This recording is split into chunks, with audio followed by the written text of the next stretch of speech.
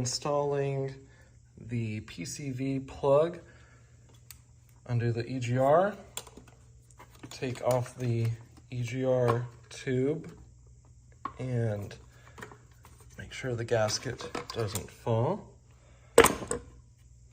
Undo this tube and its connector. And just place that back like that.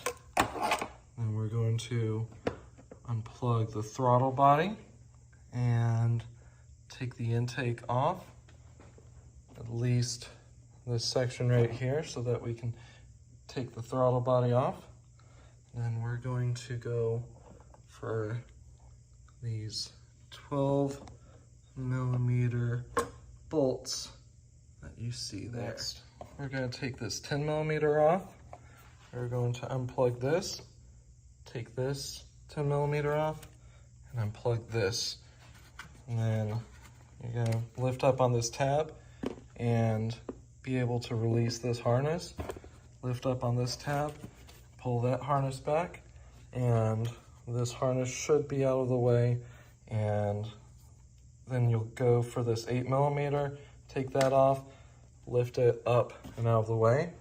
Once you have the throttle body out of the way, you're going to take this 8mm off, and you could even do these 12mm down there if you really want to get this bracket completely out of the way. I don't think it's necessary, but it might help out a little bit whenever you're pulling the intake manifold out. After you've gotten the nuts and bolts off of there and down there, you're going to remove this front tray right here so that you can get access to this bolt down here and be able to pull the intake manifold up and out.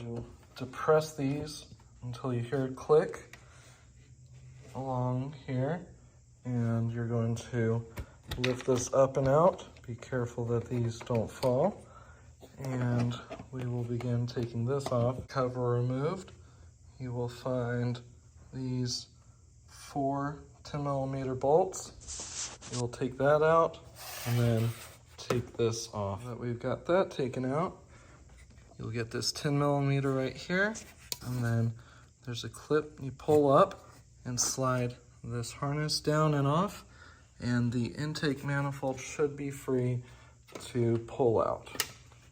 With a little bit of wiggling, I was able to get this out, and as you can see, these intake runners are pretty caked with nasty crap. They shouldn't be black. I mean, they are, just because the EGR and the PCV, and it's super, it's just everywhere. So I recommend getting some paper towels, using some brake clean, and just trying to clean those out best you can. Do it to the intake manifold runners as well. As you can see, they're quite juicy, all because of this guy. I'd say 95% of the crap you see in here comes from this guy right here, PCV valve. We're going to plug this with our PCV plug. All right, time for this bad boy to go back on. As you see, we've got our plug nice and shiny in there, lubed up the inner O-ring and outer O-ring. That way it can go in nice and easy without the O-rings getting binded up.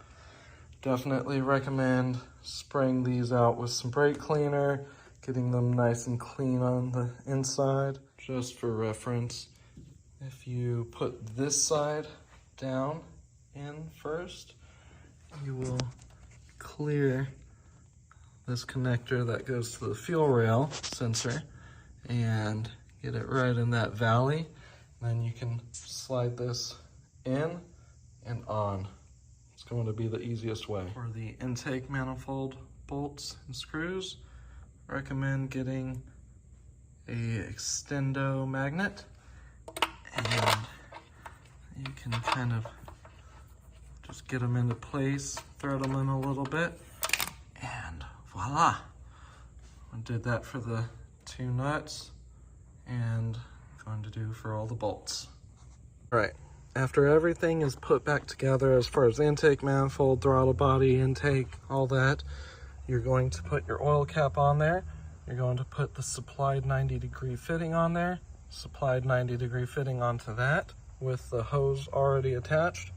This is going to be the smaller of the hoses, the 10 AN hose. That's going to route down, over, under the intake, through the fender area, and onto the side of the catch can under the headlight. Then, over here, you're going to route one of the 12 AN hoses from the valve cover, and you'll see it's got the hose clamp over there nice and hidden. That way it'll look really good. You'll route that down to the front of the catch can, and then you're going to put the other one onto your intake, whatever hose fitting may be on your intake. Put that on there. Once again, we hid the clamp over there on the side. You'll route that down just like this, and down over to the catch can, and it's going to be to the front of the catch can as well. Tighten those up and make sure that the drain valve is closed, otherwise you will have a vacuum leak. But once you've got all that, then you are done. It is finished install, and your engine will be thanking you.